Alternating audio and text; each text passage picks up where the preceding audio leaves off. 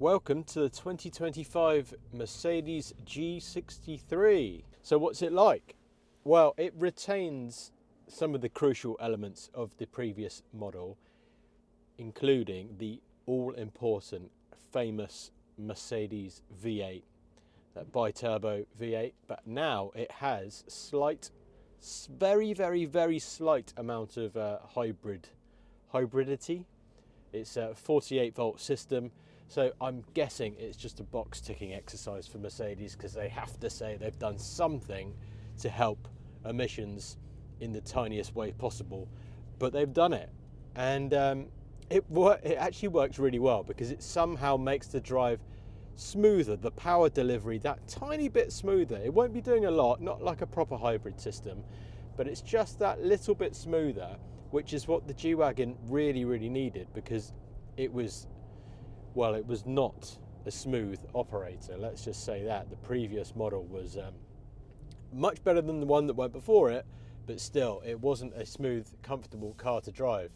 So this car is considerably more comfortable to drive. It has AMG dynamic ride control, I believe they're calling it.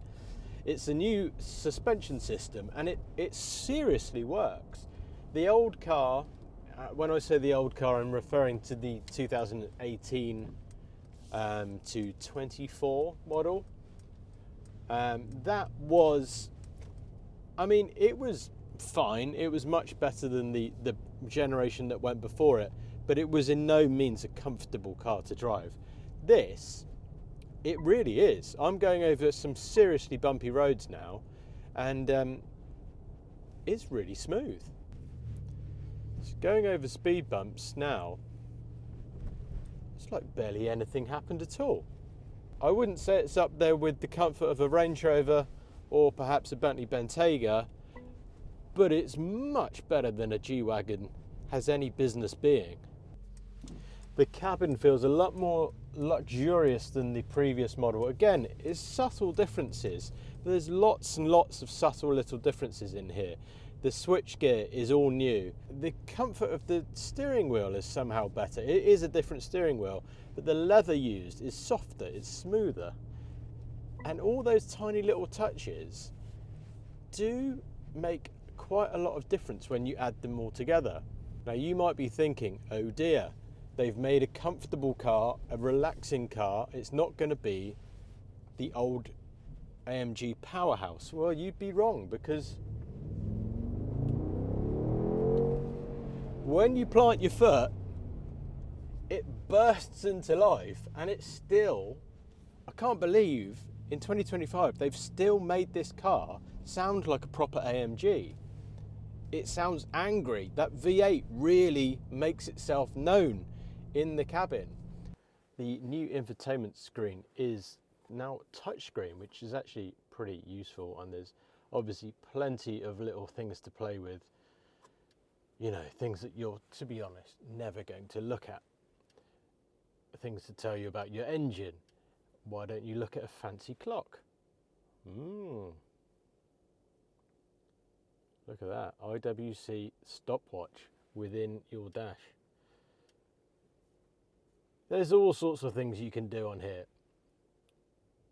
AMG track package gives you an active track pace in a driver's display. What does that even mean? So Silverstone, okay, so you can go to Silverstone. Oh yeah, so over here, I've got a map of the Silverstone track on my screen over here, which you probably can just about see.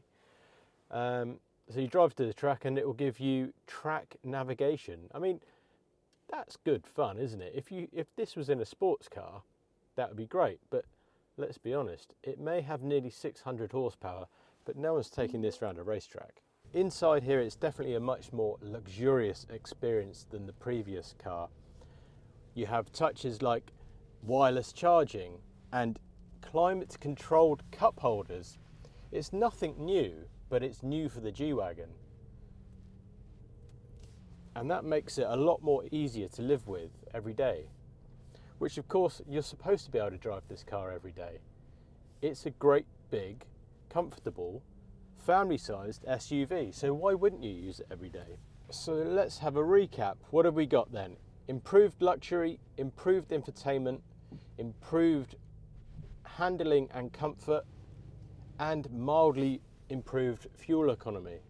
So what is not to love about this car? Well, it also comes at an improved price. Improved if you are Mercedes-Benz, because this car is now around 200,000. A little more if you press a few options like this car has, with the Magno paint, which is a satin paint finish, and a few other options as well. Of course, it's the manufacturer edition, so it comes kind of fully spec'd. Should you buy one? I think you should, because a G-Wagon is a G-Wagon, and if you want a G-Wagon, you want a G-Wagon.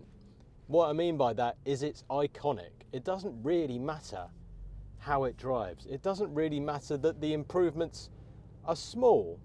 If you want a G-Wagon, you want to buy a G-Wagon, no matter what. But it is definitely a noticeable improvement from the previous generation. So don't worry about the fact that it hasn't changed the styling too much. The way it drives is a huge improvement. If the G63 doesn't float your boat, how about a G500? I've also done a video on that. Go and check that out and see what you think.